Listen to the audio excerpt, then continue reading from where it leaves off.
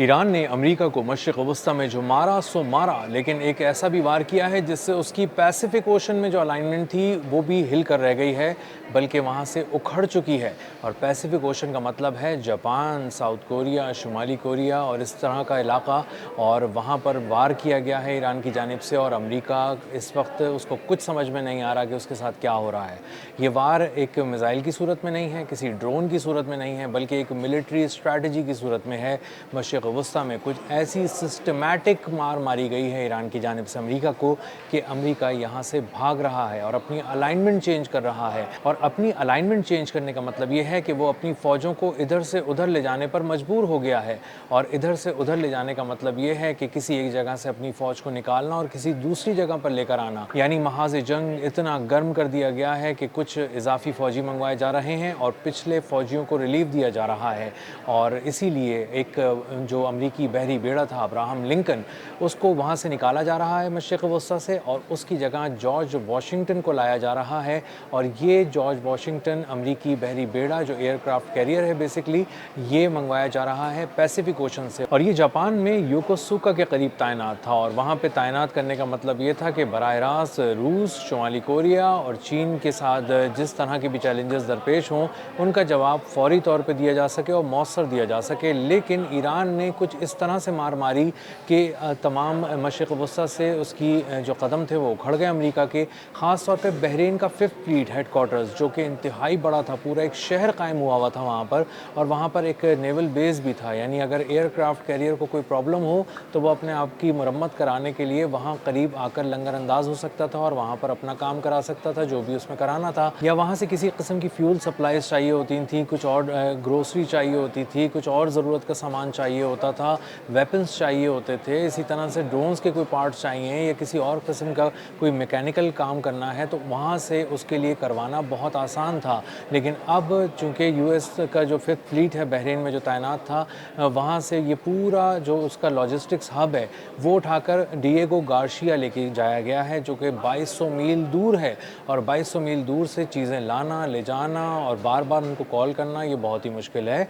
और इसीलिए इसकी कॉस्ट भी बढ़ चुकी है, इसका ट्रैवल टाइम भी बढ़ चुका है। फौरी तौर पर अगर कुछ मंगवाना हो तो वो दस्तयाब भी नहीं हो सकता, और अगर किसी तरह से वो दस्तयाब हो भी जाए तो उसको लाने में खासा वक्त लग जाता है। और इसीलिए जो तैनात था मशरिक़ वस्ता के पास अमेरिका का एयरक्राफ्ट कैरियर अब्राहम लिंकन, उसमें बहुत ज़्यादा मसाइल आए। इस हद तक मसाइल आए कि खुराक ख़त्म हो गई, साबुन ख़त्म हो गया, टूथपेस्ट ख़त्म हो गया, पानी नहाने के लिए पानी दस्तयाब नहीं था, ईंधन की भी शॉर्टेज हो रही थी। वहाँ पे बहुत सारे मसाइल थे जो कहने में तो बहुत छोटे छोटे लगते हैं, लेकिन रोज़मर्रा के अगर इन मसाइल का सामना किसी फ़ौज को करना पड़े तो वो जंग लड़ने के काबिल नहीं रहती और उसका मोराल गिर जाता है। और एक ऐसी हालत में जब वो तकरीबन 260 दिन से समंदर में फंसे हुए हों, 3 महीने के नाम पर उनको लाया गया हो और 10 माह हो चुके हों और उन्होंने अपने प्यारों को न देखा हो, तो ऐसे फ़ौजियों के लिए लड़ना और उनका अपने लिए मोराल बरकरार रखना एक बहुत बड़ा चैलेंज होता है। और इसका सामना चूँकि वो नहीं कर पा रहे थे, बहुत ज़्यादा परेशान हो गए थे, ज़हनी दबाव का शिकार थे, नफ्सियाती मसाइल का शिकार थे, इसीलिए बहुत से फ़ौजियों के ख़ुदकुशियाँ करने की कोशिश की ख़बरें सामने आईं। और ये भी ख़बरें सामने आईं कि बहुत सारे फ़ौजियों ने अपने अहलकार दोस्तों को बचा लिया जो समंदर में कूदना चाह रहे थे। और इसी तरह अमरीकी बहरी बेड़े पर एक बहुत बड़ी लड़ाई की भी इत्तलात मिली कि आपस में दस्तो गिरेबां हो गए फ़ौजी और एक दूसरे से मारपीट करने लगे, क्योंकि वो तंग आ चुके हैं, क्योंकि उनके कपड़े तक धुले हुए नहीं हैं, उनके पास खुशबू तक नहीं है, नहाने के लिए गर्म पानी नहीं है, और वो लॉन्ड्री में भी उनको खड़े होना पड़ता है तकरीबन 1-1 घंटा इंतज़ार के लिए, तो इसलिए उनको बहुत ज़्यादा मुश्किलात थी। अब यूएसएस अब्राहम लिंकन पे जब बहुत ज़्यादा ज़ोर वहाँ पे बढ़ गया, बहुत ज़्यादा एहतजाज बढ़ता गया, तो वहाँ पे अमरीकी हुक्काम ने नोटिस लेके अब्राहम लिंकन को निकाल कर वापस अमरीका ले जाने का फ़ैसला किया। और अब्राहम लिंकन की जगह जॉर्ज वाशिंगटन को, जो तैयारा बरदार जहाज़ था और जापान की हिफाजत के लिए साउथ कोरिया के आसपास उनकी हिफाजत के लिए खड़ा किया गया था, और थ्रेट के तौर पे शुमाली कोरिया, चीन और रूस तीनों सामने थे, तो उनकी हिफाजत के लिए जो खड़ा किया गया था एयरक्राफ्ट कैरियर, अब वो वहाँ से रीलोकेट किया जा रहा है, उठाया जा रहा है, लाया जा रहा है, और अब वो मशरिक़ वस्ता में आके अमरीकी फ़ोर्सेस को ज्वाइन करेगा।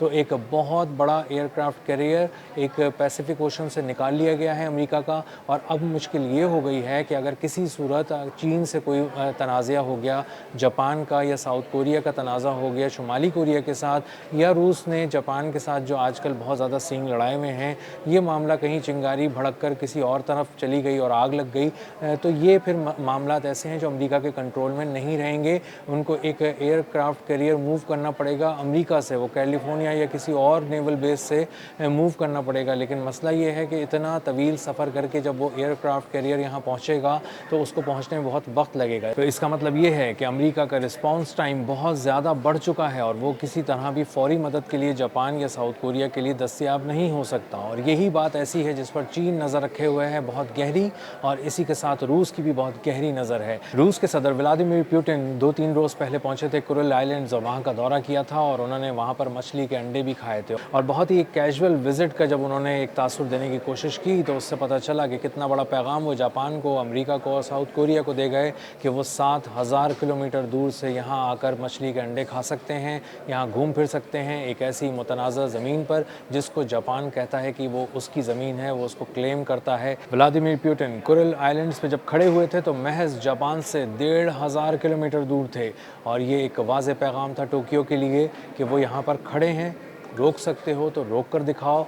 और उसके जवाब में जापान ने एक सख्त एहतजाजी बयान दिया जिसको रूस ने हवा में उड़ा दिया। चीन ने पैसिफिक ओशन में बहुत से एयरक्राफ्ट कैरियर्स तैनात किए हुए हैं जिनके पास लॉन्ग रेंज ड्रोन्स भी हैं, बैलिस्टिक मिसाइल्स भी हैं, एंटी शिप क्रूज मिसाइल्स भी हैं और वो जदीद तरीन आर्सेनल से लैस हैं। और इसका मतलब ये है कि चीन की मौजूदगी बहुत ही भारी भरकम है पैसिफिक ओशन में। और अमेरिका अगर इन हालात में वहाँ से एक एयरक्राफ्ट कैरियर निकाल कर ले जाता है तो इसका मतलब ये है कि वहाँ पर पूरी जो वॉर स्ट्रैटेजी है वो अब तब्दील होने जा रही है। जो बैलेंस इसने बहुत मुश्किल से कायम किया था अमेरिका ने, वो टूट रहा है।